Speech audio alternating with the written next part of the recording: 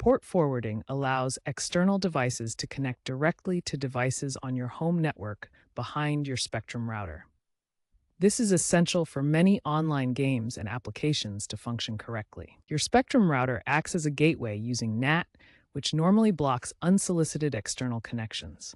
Port forwarding bypasses NAT to allow specific traffic through. To enable port forwarding, access your router's admin panel, typically at hdaith 192.168.1.1 or height/68.2.0.1.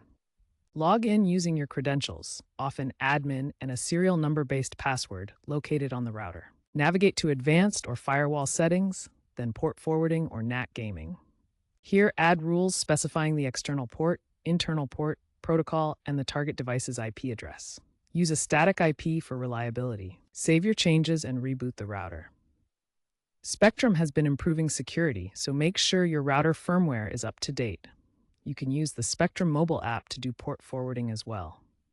When setting up port forwarding, security is paramount.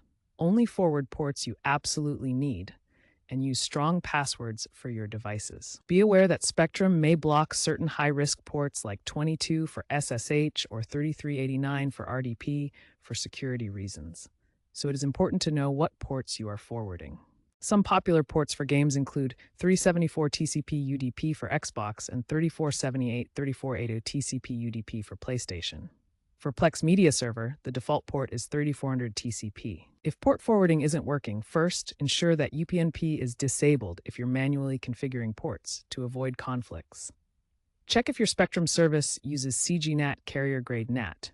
If so, contact Spectrum support to request a public IP address. The updated Spectrum app version 25.1 Plus also offers guides for port forwarding within the app. Always check your work, and remember, port forwarding is a double-edged sword.